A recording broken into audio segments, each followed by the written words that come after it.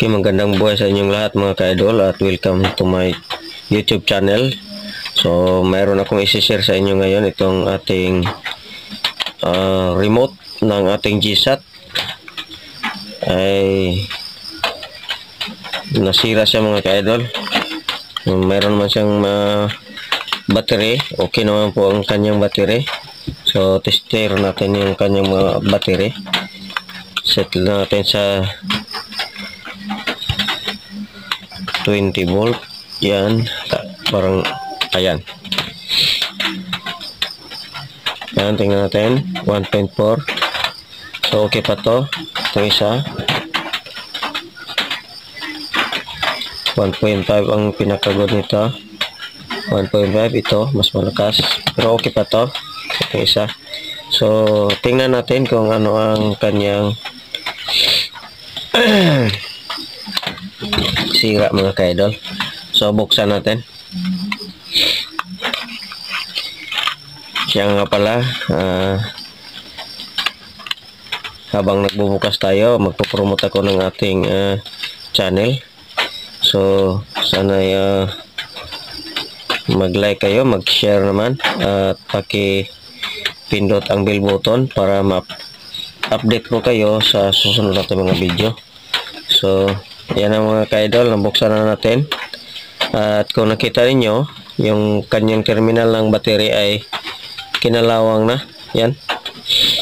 So, subukan natin sprayan ito ng WD-40 para pangtanggal sa kalawang. Yan. Pa tayo. Yan to. Yan. WD-40 po. Ito. So, sprayan lang natin dito. Yan. At dito rin sa kanyang IC. Yan. Dito sa pinakasipan niya. Guys. Dito rin sa kanyang board. Yan para malinisan natin. Linis-linis lang pag may time. Yan. Dito sa pinaka spring ng kanyang battery, ito kinalawang na talaga. At subukan natin itong linisin.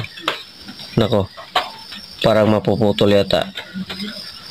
Okay, wag naman. So, dandahan lang.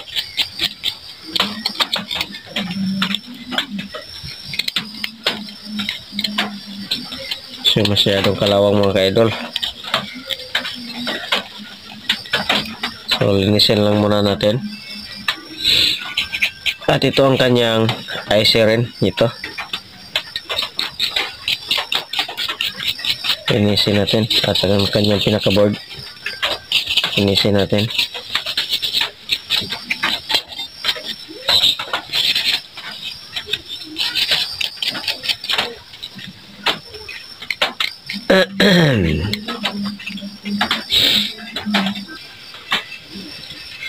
So, gamitan lang natin dito ng liha. Papel liha. Ito. Lihain natin para ayos ang kontak ng terminal ng battery natin. Yan, lihaan natin. Pasensya na kayo sa ating kamay mga ka-idol. Ating kuko. Yan talaga pag meron tayong ginagawa. Marumi talaga. So, linis-linis. Yan.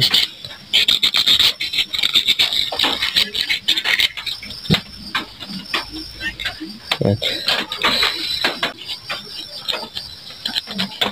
So, kahit hindi kayo technician o kaya nandyan sa bahay ninyo, pwede nyo itong gayahin. Dahil ising-isi lang to. Pero pag hindi mo ito napanood, hindi magagamit yung remote mo. Mahal pa naman ang remote ngayon mga ka-idol. Kaya ayusin natin to.